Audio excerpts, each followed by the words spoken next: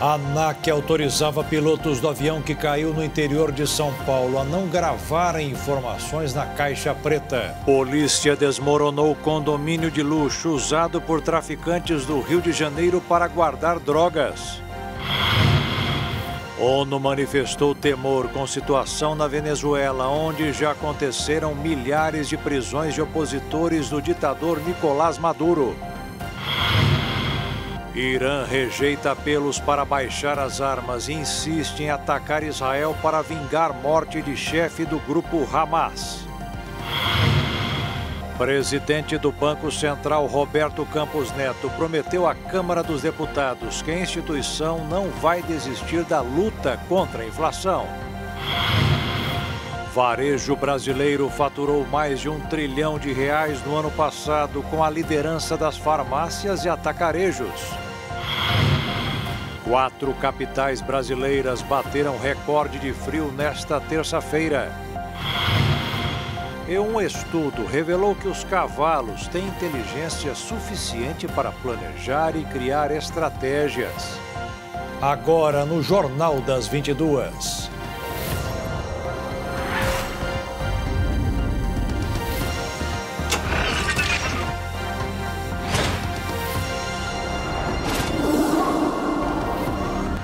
Olá, boa noite. O avião da Voepaz, que caiu em Viedo, no interior paulista, na última sexta-feira, operava sem gravar 8 informações de voo na caixa preta da aeronave. A companhia aérea era autorizada por uma licença temporária de 18 meses concedida pela Agência Nacional de Aviação Civil. As caixas pretas são fundamentais por gravar diálogos e sons estabelecidos na cabine, como possíveis alarmes sonoros e conversas entre pilotos e com o controle do espaço aéreo. Os peritos do CENIPA estão debruçados no gravador de áudio, fazendo estudo minucioso dos diálogos e sons da cabine a fim de identificar, entre outras coisas, os possíveis alarmes sonoros que apitaram na aeronave momentos antes da queda. E para isso, pode ser necessário o uso de software de análise do som.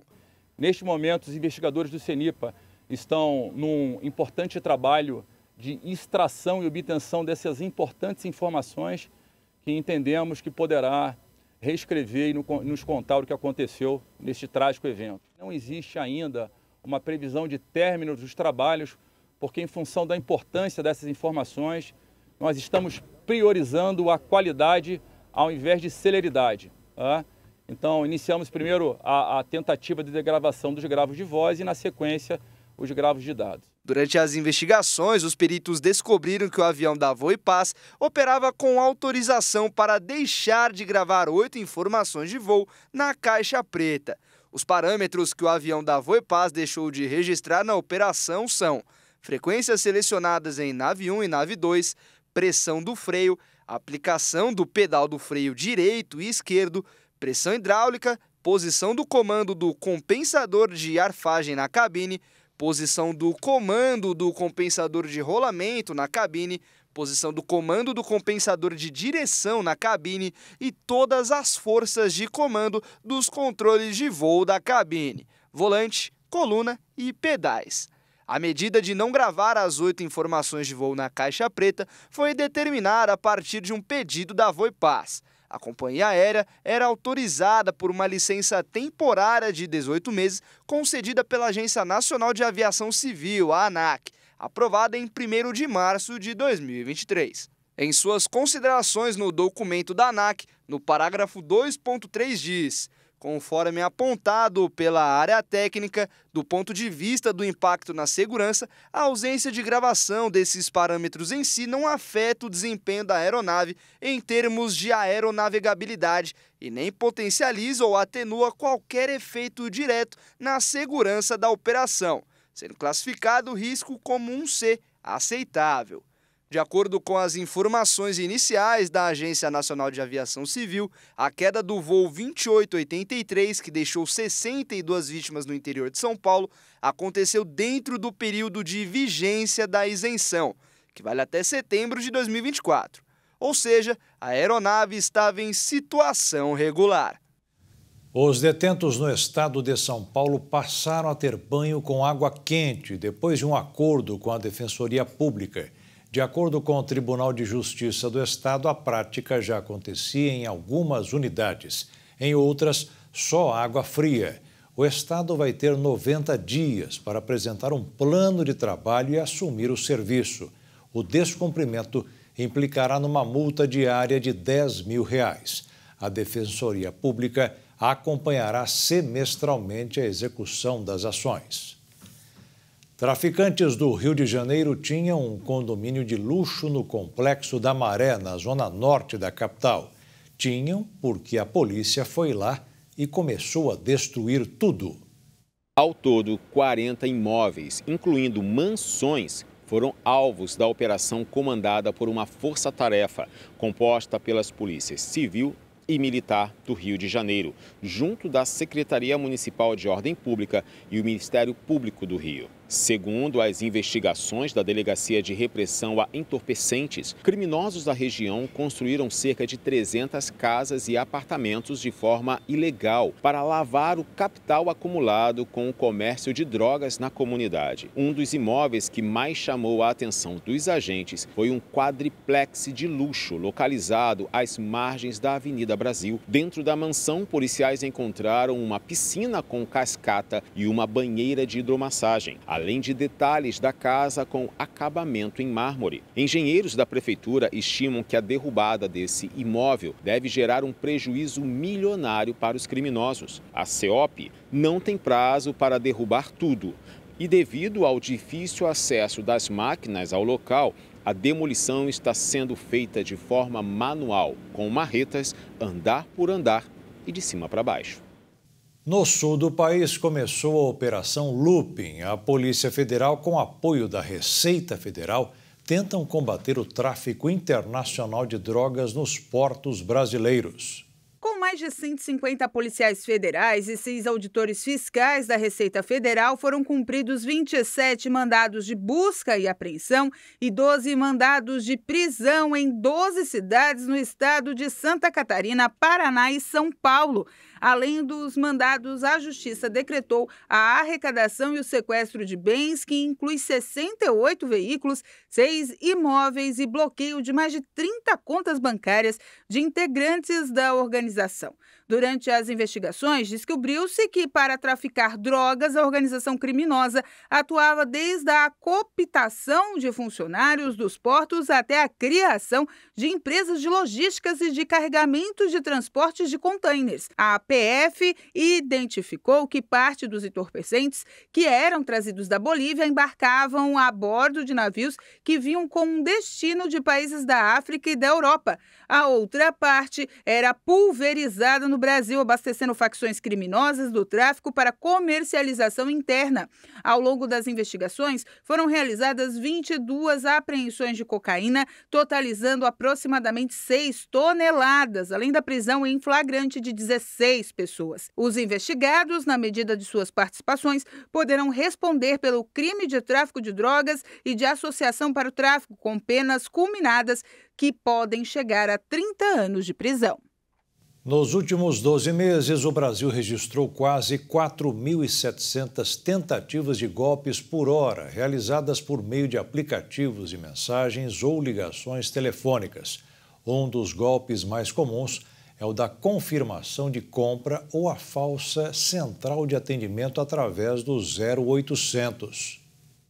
A falta de registro de boletins de ocorrência, especialmente em casos de tentativas de golpe mal-sucedidas, contribuiu para a impunidade dos fraudadores. O Brasil enfrenta um cenário preocupante com o aumento de golpes registrados no último ano. Segundo uma pesquisa realizada em junho deste ano, com cerca de 2.500 pessoas de todas as regiões do Brasil, uma boa parte já caiu em algum tipo de armadilha. O golpe da confirmação de uma compra ou o golpe da falsa central de atendimento, por exemplo, envolve um criminoso que se passa por um funcionário de um banco, alegando a necessidade de confirmar uma tentativa de compra ou transferência, geralmente de valores altos, e induzindo a vítima a fornecer dados da conta, o que pode resultar em roubo de dinheiro. A pesquisa também destacou mais de 4.500 tentativas de fraudes através de aplicativos ou ligações que envolviam transferências ou boletos falsos. Nos últimos 12 meses, cerca de 2.000 pessoas foram vítimas de golpes com pagamentos via Pix ou boletos falsos e mais de 1.200 vítimas sofreram fraudes com compras de cartão de crédito. Apesar do aumento dos pagamentos digitais, alguns golpes físicos ainda causam vítimas, com mais de 1.700 casos por hora de pessoas recebendo notas falsas e 482 vítimas do golpe da maquininha de cartão. Os dados revelaram uma tendência preocupante de subnotificação de crimes cibernéticos no Brasil, com muitas vítimas deixando de reportar as ocorrências. É fundamental estar atento e tomar medidas preventivas para evitar cair em armadilhas que visam prejudicar financeiramente as vítimas. E segundo uma pesquisa do Instituto Datafolha, mais de 14 milhões de brasileiros foram vítimas de roubo ou furto de celular nos últimos 12 meses. No total, foram entrevistadas 2.508 pessoas com mais de 16 anos, em todas as regiões do país, entre os dias 11 e 17 de junho de 2024. A margem de erro de 2 pontos percentuais. Ao todo, 9,2% dos entrevistados responderam que tiveram o celular roubado ou furtado no período pesquisado. Segundo o levantamento, o crime é mais comum nas capitais, onde 15% dos entrevistados relataram já ter sido vítimas de roubo ou furto. Nas cidades do interior, o percentual é menor, de 6%. Nas cidades com mais de 500 mil habitantes, mesmo que não sejam capitais, o percentual foi de 14%. Proporcionalmente, o Datafolha estima que cerca de 14 milhões e 700 mil brasileiros tenham sido vítimas de roubo ou furto de celular nos últimos 12 meses pesquisados. De acordo com a última edição do Anuário de Segurança Pública, que traz números de 2023, foram registrados 937 mil boletins de ocorrência de roubo e furto de celulares ao longo do ano passado. De acordo com a pesquisa do Datafolha, uma fatia considerável das vítimas desse crime não registra boletim de ocorrência. Entre os entrevistados, apenas 55% confirmou ter feito algum tipo de registro do crime, o que significa uma subnotificação de 45%. E veja a seguir, presidente do Banco Central, Roberto Campos Neto, prometeu à Câmara dos Deputados que a instituição não vai desistir da luta contra a inflação. E o varejo brasileiro faturou mais de R$1 trilhão no ano passado, com a liderança das farmácias e atacarejos.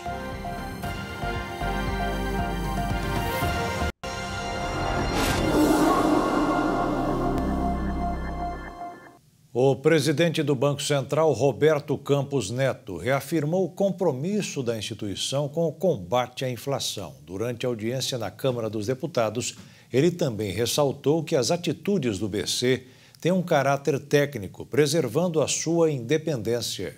Campos Neto participou nesta terça-feira de audiência pública na Câmara dos Deputados conjunta entre as comissões de Finanças e Tributação e também de Desenvolvimento Econômico. O presidente do Banco Central falou de diversos assuntos e explicou, por exemplo, que o Brasil tem taxa de juros e inflação abaixo da média de outros países. Ele também voltou a afirmar que o mandato da inflação do país é decidido pelo governo federal e que o trabalho do Banco Central fica restrito à liberdade operacional para atingir a meta, que é de 3% neste ano, com variação de 1,5 ponto percentual. Atualmente, a gente lembra, o país tem taxa básica de juros, a Selic, de 10,50% ao ano, enquanto a inflação no acumulado em 12 meses é de 4,5%. Ao mesmo tempo, Roberto Campos Neto afirmou que a angústia do mercado financeiro sobre uma possível recessão lá nos Estados Unidos é um pouco antecipada e até mesmo equivocada, mas destacou o seguinte: seguinte, que há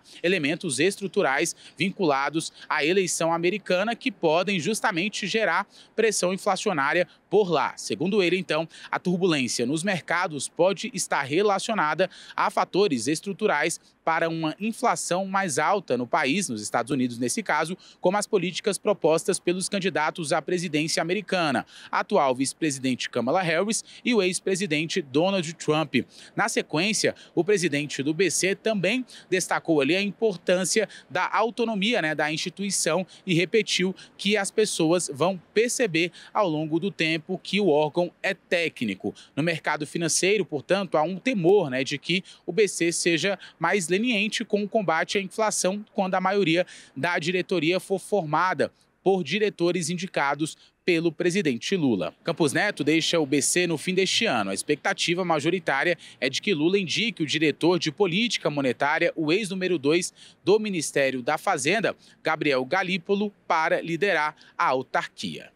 O setor de serviços cresceu 1,7% em junho. A maior alta desde dezembro de 2022 foi provocada pelas atividades intensas nos 5 itens pesquisados, com destaque para o setor de transportes. Neste caso, o que mais contribuiu foi a venda de passagens aéreas, que caíram de preço. Mas, no acumulado do período de 12 meses, os serviços perderam um pouco do vigor e acumularam um aumento de apenas 1%. De todas as áreas da economia, a de serviços é a que mais gera empregos e força ao produto interno bruto do país. Um levantamento mostrou que quase 80% dos brasileiros com tendência a viajar não costumam resgatar milhas. O Serasa apontou que 54,3% dos quase 90 milhões de brasileiros com tendência a viajar recebem um pouco mais que R$ 2.000. O mundo das milhas não é um bicho de 7 cabeças. Acumular pontos em programas de fidelidade é uma boa maneira de fazer o dinheiro gasto em compras voltar em forma de benefícios. Um levantamento divulgado nesta semana pela Serasa mostrou que mais de 87 milhões de brasileiros têm a inclinação a viajar. Deste universo, 79% não têm o hábito de resgatar milhas, ou seja, pontuações que podem ser acumuladas pelo uso do cartão de crédito para serem trocadas por passagens aéreas e reservas de hotéis, por exemplo. A razão para este alto percentual, segundo a Serasa, pode estar relacionado ao fato de que 58% dessa população não tem afinidade com o cartão de crédito. Uma boa dica é se inscrever em todos os programas de fidelidade e ter em mente que quanto mais valores na fatura mensal, maior a quantidade de milhas. Muitos sites oferecem a possibilidade de gerar uma determinada quantidade de pontos a cada real gasto em compras, por meio de parcerias com os programas de fidelidade. Em algumas campanhas, essa pontuação pode dar um verdadeiro up na sua carteira de milhas, podendo chegar a 10, 15 até 25 pontos por real. Além disso, é importante acompanhar de perto os gastos, para que a fatura do mês seguinte não represente uma surpresa. Os juros do rotativo do cartão seguem entre os mais altos do mercado e não pagar a fatura total poderá representar um problema no futuro. Ainda segundo o levantamento, quase 20% dos brasileiros que tendem a viajar têm acima de 65 anos. O segundo maior percentual da população com essa tendência chega a 10,9% e refere-se à faixa etária de 59 a 65 anos.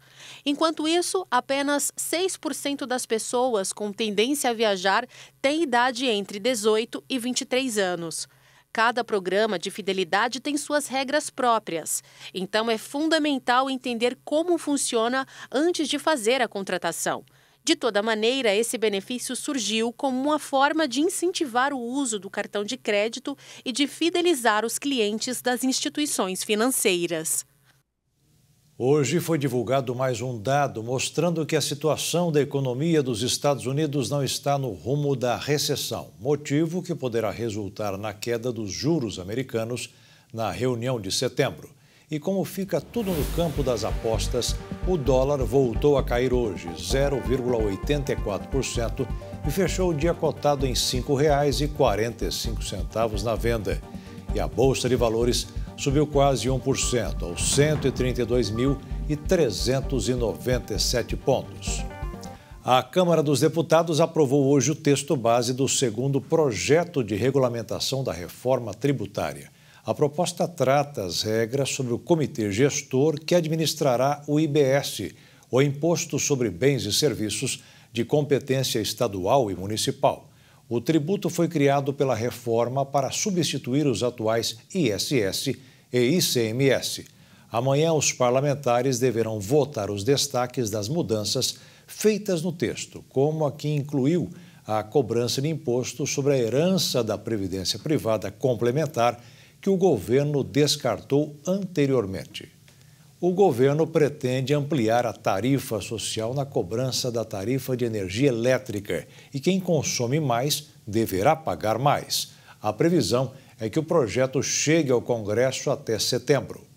O ministro de Minas e Energia, Alexandre Silveira, afirmou em audiência na Câmara dos Deputados que a proposta vai ampliar a tarifa social na conta de luz.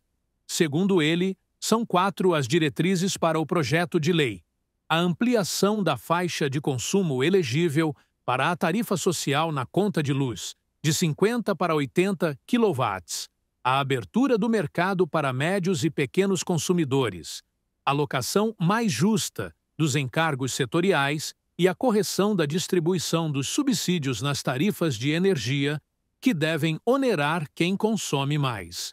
Silveira defendeu que o governo e o Congresso encontrem novas formas de financiamento para as políticas públicas do setor, que não seja a conta de desenvolvimento energético. Dados da ANEEL mostram que esses encargos mais que dobraram desde 2013, saindo de 14 bilhões para o valor previsto de 37 bilhões de reais neste ano. O ministro defende que o governo passe a usar as receitas dos leilões de petróleo da estatal Pré-Sal Petróleo, que representa a União nos consórcios, recebendo uma parte da produção. O projeto também deve incluir a abertura do mercado livre para todos os consumidores de energia. Isso significa que o consumidor residencial, por exemplo, vai poder escolher o seu fornecedor de energia elétrica. Jabuticaba, açaí e guaraná. As 3 frutas brasileiras passaram a fazer parte do ranking internacional das melhores do mundo. Fazem melhor para a saúde do que muita gente imagina. Consumir frutas diariamente é essencial para a saúde e o bem-estar. E o Brasil é um dos países que se destaca mundialmente na produção de frutas ricas em nutrientes. No ranking internacional das 100 melhores frutas do mundo, 3 brasileiras ocupam posições de destaque: a jabuticaba, o açaí e o guaraná. Essas frutas típicas, além de serem sucesso internacional, têm benefícios que vão além do sabor, contribuindo significativamente para uma dieta equilibrada e saudável. A jabuticaba, por exemplo, conquistou o 11º lugar no levantamento do Taste Atlas, que se baseou em notas de 0 a 5 dadas por usuários na internet. Com uma pontuação de 4,4, essa fruta, que é nativa da Mata Atlântica e abundante em estados como São Paulo, Minas Gerais e Goiás, é um verdadeiro tesouro nacional. Outra fruta brasileira que se destaca é o açaí, que ficou em 24º lugar no ranking com uma nota de 4,3. Conhecido por seu elevado poder nutricional, o açaí é um superalimento típico da região amazônica. Consumido principalmente na forma de polpa, o açaí é uma fonte rica de energia e antioxidantes, essenciais para combater os radicais livres e promover a saúde cardiovascular. O guaraná, que apareceu na 57ª posição, com nota de 4,1, também é uma fruta que merece atenção. Com seu sabor único e propriedades energéticas, o guaraná é amplamente utilizado em refrigerantes, gomas de mascar, barras de chocolate e xaropes. Além de ser apreciado no Brasil, ele é muito popular ao redor do mundo. Esses exemplos reforçam a importância de incluir frutas na alimentação diária. Elas são fontes naturais de vitaminas, minerais, fibras e antioxidantes, essenciais para o bom funcionamento do organismo, além de contribuir para a prevenção de doenças crônicas como diabetes e hipertensão. O consumo regular de frutas ajuda a manter o peso corporal adequado e melhora a digestão. E veja a seguir, ONU manifestou temor com a situação na Venezuela, onde já aconteceram milhares de prisões de opositores do ditador Nicolás Maduro. E o Irã rejeitou apelos para baixar as armas e insiste em atacar Israel para vingar a morte de chefe do grupo Hamas.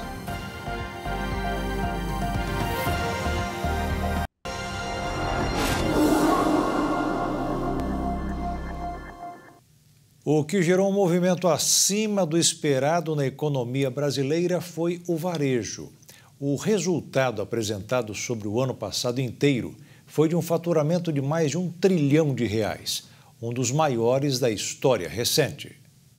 O Brasil é o país dos atacarejos e das farmácias, negócios menos afetados pelas últimas crises no setor, mas, apesar dessa resiliência, o mercado brasileiro parece estar cada vez menos integrado ao varejo mundial. Em termos reais, representa um crescimento de 6,8%, o maior da história do levantamento, realizado pela Sociedade Brasileira de Varejo e Consumo em conjunto com a área técnica da Cielo, na lista das 10 maiores varejistas brasileiras em 2023.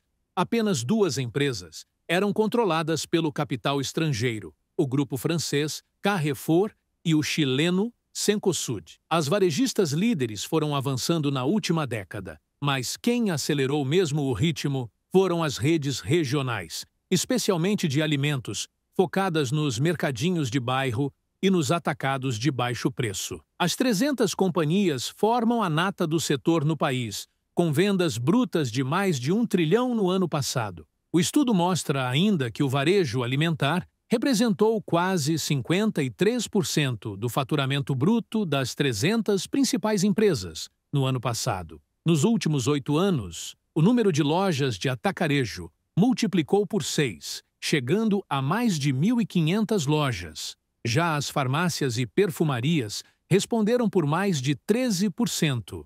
Somados, os 2 mercados equivalem a 66% do bolo total. Crises financeiras de varejistas globais, além da série de instabilidades políticas e econômicas, afugentam investidores e tornam o mercado local mais arriscado, reduzindo o potencial de retorno. O presidente Lula pediu que seja encontrada uma solução negociada sobre emendas parlamentares para evitar uma nova crise na base aliada. Os líderes partidários devem discutir o tema com o presidente da Câmara, Arthur Lira, do PP de Alagoas, na primeira reunião após o recesso parlamentar. Lula está preocupado com uma possível crise na base aliada em meio à disputa entre o STF e o Legislativo por causa das chamadas emendas PIX e assim prejudicar a votação da agenda prioritária do governo no Congresso Nacional. Ele, inclusive, tem sido aconselhado por ministros e auxiliares próximos a mediar o conflito sobre o tema. Em contrapartida, o chefe do Executivo Nacional pediu aos seus líderes no Legislativo que busquem uma solução negociada para a execução das emendas PIX no orçamento federal. Nos bastidores, Lula tem afirmado à equipe que concorda com a exigência feita pelo Supremo Tribunal Federal de maior transparência e rastreabilidade na execução das emendas parlamentares. Ao mesmo tempo, precisa evitar que uma briga entre o Legislativo e o Judiciário atinja os acordos com o Congresso. Líderes partidários devem discutir o tema com o presidente da Câmara, Arthur Lira, na primeira reunião após o recesso parlamentar. Os deputados buscam uma resposta à decisão do ministro do STF, Flávio Dino, que suspendeu essas emendas até que Legislativo e Executivo cheguem a um modelo mais transparente e rastreável. A decisão de Dino se deu após um pedido liminar para a suspensão do mecanismo feito pela Procuradoria-Geral da República, um dia antes. Senadores e deputados atribuem ao governo a decisão do ministro do STF e a decisão do Procurador-Geral da República, Paulo Gonet, de pedir a inconstitucionalidade do mecanismo. Os dois foram indicados pelo presidente Lula para os cargos atuais. O ministro da Secretaria de Relações Institucionais da Presidência da República, Alexandre Padilha, no entanto, negou que haja qualquer participação do governo em decisões da Suprema Corte na análise sobre o tema. Não tem qualquer digital ou participação do governo, do executivo, qualquer ministro do governo naquilo que é a decisão da Suprema Corte. que cabe ao governo, e nós sempre faremos, é quando tiver uma decisão final da Suprema Corte, cumprir exatamente o que foi a decisão final. Não cabe ao governo influenciar uma decisão do STF, muito pelo contrário, ter qualquer tipo de digital, mas cabe ao governo executivo a cumprir se tiver uma decisão final do STF. Enquanto isso, nos bastidores da Câmara já circula uma alternativa para obrigar o governo a se movimentar pela liberação das emendas, tornar todas as emendas parlamentares impositivas, ao mesmo tempo em que o plenário do Supremo deve referendar a decisão individual de Dino em sessão prevista para o próximo dia 23. Então, eu acho que está na hora da gente amadurecer e entender que a casa que representa o povo brasileiro e os estados brasileiros, a Câmara dos Deputados e o Senado, pode fazer um orçamento 100% positivo e nós não ficarmos na vulnerabilidade, né, de um governo de plantão que muitas vezes tem dificuldade de governança. O Alto Comissário de Direitos Humanos da Organização das Nações Unidas fez uma nova denúncia nesta terça-feira sobre o alto e contínuo número de detenções arbitrárias do regime do ditador Nicolás Maduro, bem como o uso desproporcional da força relatado após as eleições presidenciais da Venezuela. Nos primeiros dias após a eleição presidencial do país sul-americano, Turk já havia manifestado preocupação com as prisões em massa. Segundo a organização não governamental venezuelana Foro Penal, ocorreram 1.300 prisões no contexto dos protestos pós-eleitorais. Segundo as autoridades venezuelanas, o número é ainda maior, 2.200 detenção no período. O comunicado da Organização das Nações Unidas diz que, na maioria dos casos documentados pelo Escritório de Direitos Humanos da organização, os detidos não foram autorizados a nomear advogados de sua escolha ou a ter contato com suas famílias. Alguns desses casos equivaleriam a desaparecimentos forçados. O Ministério Público venezuelano apresentou na segunda-feira 2 informes detalhando as ações das forças policiais, destacando os casos de 25 assassinatos de policiais ou lideranças chavistas desde o dia 28 de julho, além de 192 feridos por esses supostos grupos criminosos.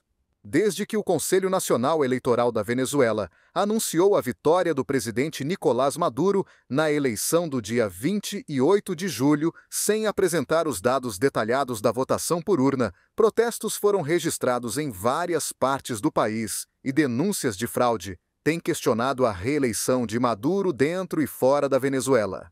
Desde 29 de julho de 2023, o Tribunal Penal Internacional tem recebido uma enxurrada de denúncias contra o governo de Nicolás Maduro. As alegações, que somam 646 casos, variam desde prisões arbitrárias e desaparecimentos forçados até perseguições políticas e tortura. Organizações sociais venezuelanas também se manifestaram nos últimos dias sobre as prisões desde o dia da realização das eleições.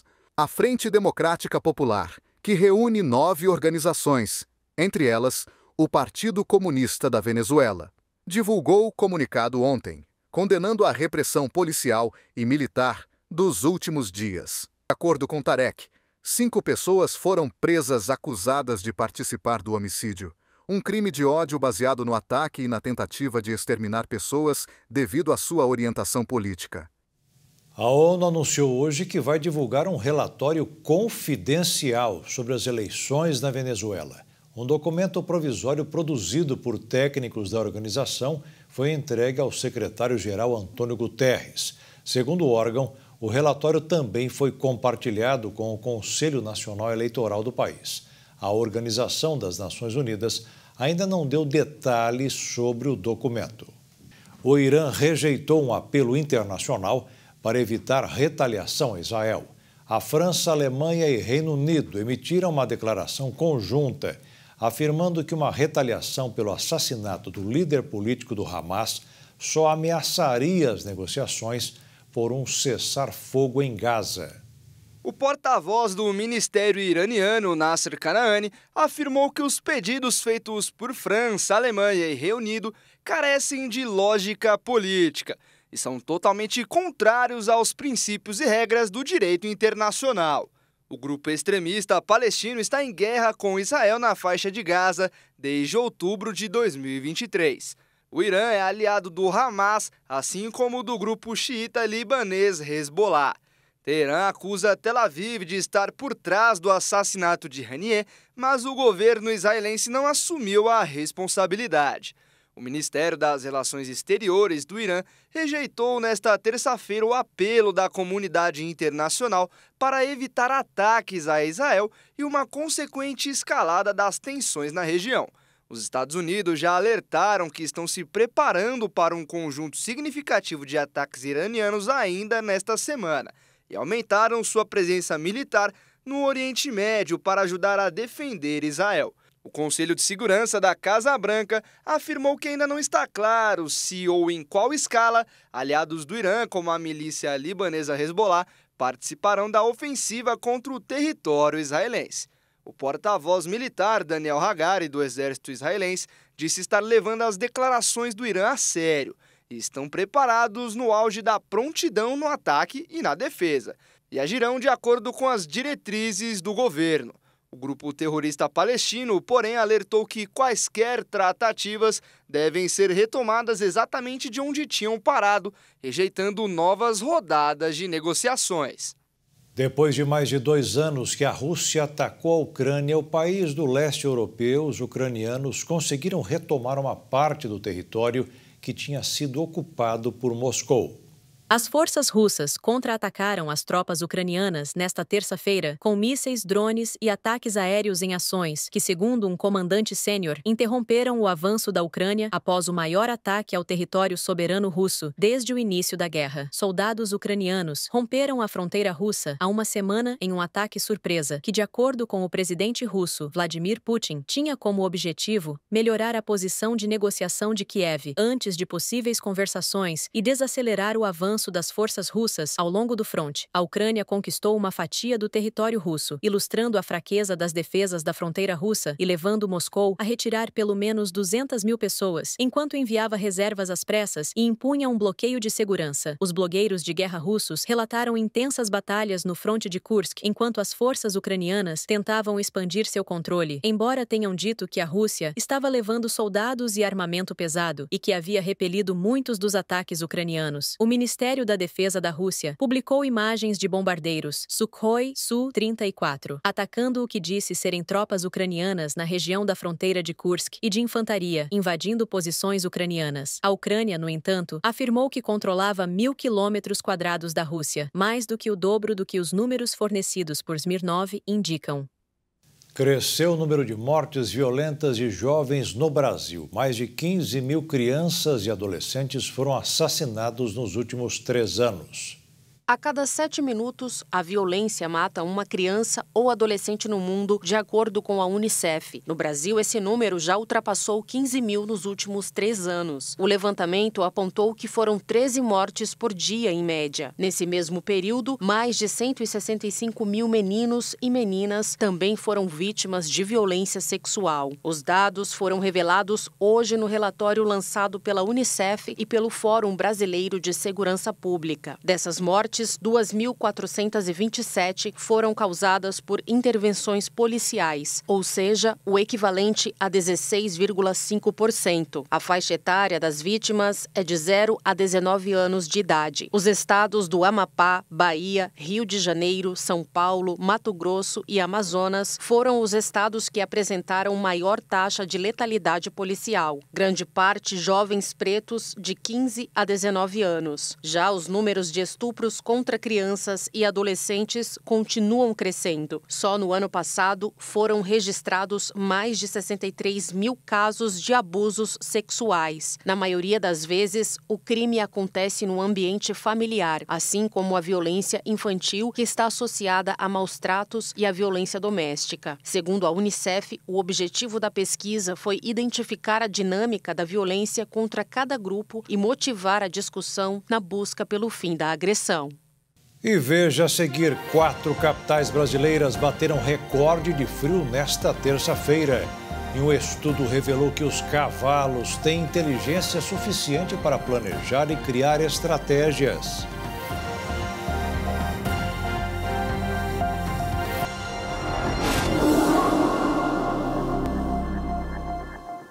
4 capitais brasileiras registram recorde de frio nesta terça-feira: Curitiba, Goiânia, Florianópolis e o Rio de Janeiro. No Rio, inclusive, a temperatura foi a mais baixa dos últimos 13 anos. Vamos voltar a falar com o Anderson, que vai trazer mais informações. Ainda está muito frio por aí, Anderson? Nesta terça-feira, o Rio de Janeiro teve a madrugada mais fria dos últimos 13 anos, segundo o Instituto Nacional de Meteorologia, que registrou 8,3 graus em Jacarepaguá, na Zona Oeste. A cidade não tinha uma madrugada tão gelada desde 9 de julho de 2011. O que explica todo esse frio é um ciclone extratropical, que foi formado em alto mar no fim de semana, que favorece o avanço polar pelo país. Segundo especialistas do Climatempo, o ciclone está afastado no mar, mas mesmo distante, joga o ar frio para o centro-sul do país. Ao que tudo indica, esse frio vai passar no restante da semana. O sistema de alta pressão vai favorecer o tempo estável, reduzindo assim a nebulosidade e a elevação das temperaturas, fazendo a máxima chegar a até 31 graus na capital no final de semana. É importante ressaltar que o mar ainda está de ressaca, com ondas de até 4 metros. No Leblon, na zona sul do Rio, essa ressaca provocou na manhã de hoje a morte de um idoso de 75 anos. Ele estava no mirante quando foi atingido pelas ondas. O mar deve continuar agitado até a próxima quinta-feira. E não há previsão de chuva para nenhuma região do estado do Rio, mas ainda tem a possibilidade de recorde de frio na madrugada desta quarta-feira. E o frio intenso que atinge parte do Brasil causou a morte de várias vacas no pasto no estado de Mato Grosso do Sul. Pelo menos 120 cabeças de gado morreram no município de Jaraguari, a 50 quilômetros da capital Campo Grande. A região é conhecida como Quinta do Sossego. Também foram registradas mortes no município de Sidrolândia. Nos últimos 3 dias, estima-se que 150 cabeças de gado morreram em Mato Grosso do Sul por causa da onda de frio. A menor temperatura foi registrada no município de Rio Brilhante, 0,2 graus. Em muitas cidades, a sensação térmica foi abaixo de 0. Uma nova seca histórica pode paralisar o fluxo do rio Amazonas. A indústria já projeta um aumento nos custos de transporte, estimados em pelo menos 500 milhões de reais até o fim do ano.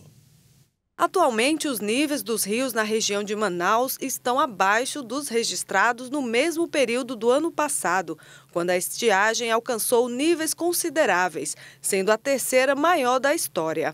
Segundo especialistas, a situação atual também é crítica. A nova onda de seca severa vem afetando o rio Amazonas e a navegação de carga deve enfrentar restrições nas próximas semanas.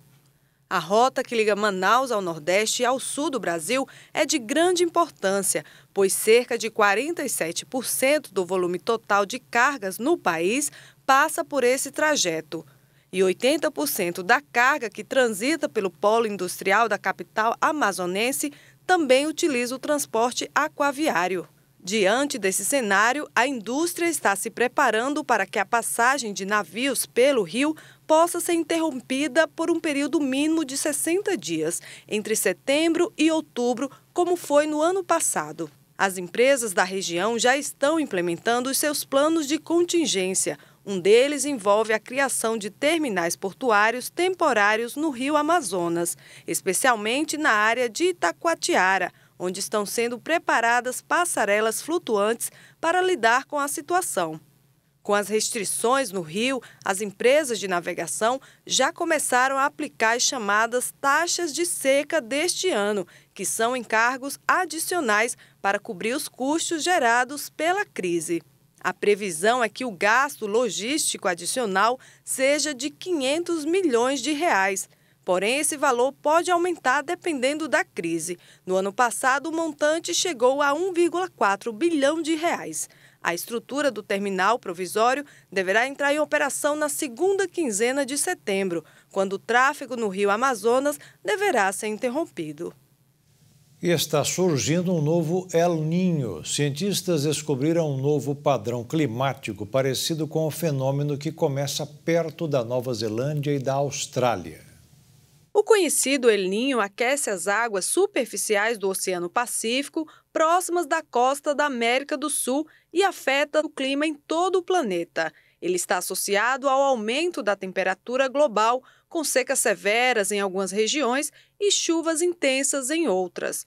Mas agora ele ganhou uma espécie de irmão, o novo El Niño, que foi batizado pelos pesquisadores de onda número 4 do padrão circumpolar do Hemisfério Sul, ou SSTW4. Os cientistas explicam que o novo fenômeno emerge mais ao sul do que o conhecido El Niño, no sudoeste do Pacífico, em direção à Austrália e Nova Zelândia. Embora a região que controla essas alterações climáticas seja pequena, ela pode desencadear mudanças de temperatura em todo o Hemisfério Sul, como explicam os pesquisadores. O padrão climático funciona como uma reação em cadeia global e cria 4 áreas quentes e frias alternadas nos oceanos, formando um ciclo completo no Hemisfério Sul. E à medida que os padrões de vento mudam, as temperaturas do oceano também mudam. Apesar dos estudos, ainda não é possível prever como as mudanças causadas por esse novo El Niño poderiam evoluir, mas talvez possa ajudar a explicar por que o Hemisfério Sul está secando, se aquecendo e se tornando cada vez mais tempestuoso. De todo modo, a descoberta mostra a importância da interação entre o oceano e a atmosfera para o nosso clima. De acordo com o Departamento de Meteorologia da Universidade de Reading, na Inglaterra, o estudo será vital para entender as mudanças climáticas nos próximos anos e prever melhor o clima, sobretudo no Hemisfério Sul. A descoberta foi comparada como um interruptor de clima na Terra. Um estudo revelou que os cavalos têm inteligência para planejar e criar estratégias. Os cientistas esperam que as descobertas levem a regimes mais humanos de treinamento de cavalos e a melhoras no bem-estar dos animais. O estudo concluído na Inglaterra mostrou que cavalos têm a habilidade de pensar e planejar, uma técnica conhecida como aprendizagem baseada em modelos e que antigamente era considerada além de suas capacidades. Segundo os pesquisadores, quando as guloseimas eram negadas após os animais desobedecerem às regras do jogo, os cavalos eram capazes de mudar rapidamente as suas estratégias para acessarem as recompensas. Os pesquisadores reuniram 20 equinos para realizar uma tarefa dividida em 3 etapas. Na primeira etapa, os cavalos tocavam um cartão com um focinho para receberem um petisco. O jogo ficou mais complexo quando foi introduzida uma luz que condicionava quando os animais poderiam tocar o cartão para receberem a guloseima. A equipe notou que os cavalos continuavam a tocar no cartão, independentemente da luz estar acesa ou apagada, e eram recompensados pelas respostas corretas. Na última etapa, foi adicionada uma penalização. Quem tocasse no cartão enquanto a luz do stop estivesse acesa teria um desconto de tempo de 10 segundos.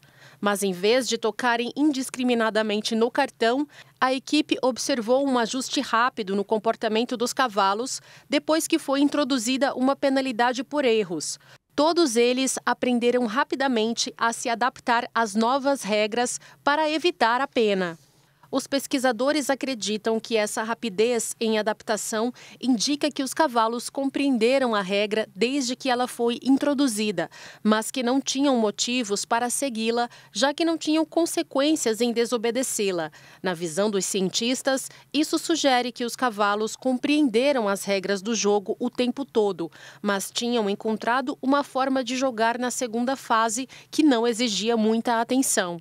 Para os cientistas, é importante entender como os cavalos pensam para ajudar os cuidadores a tratá-los com mais dignidade e melhorar o seu bem-estar.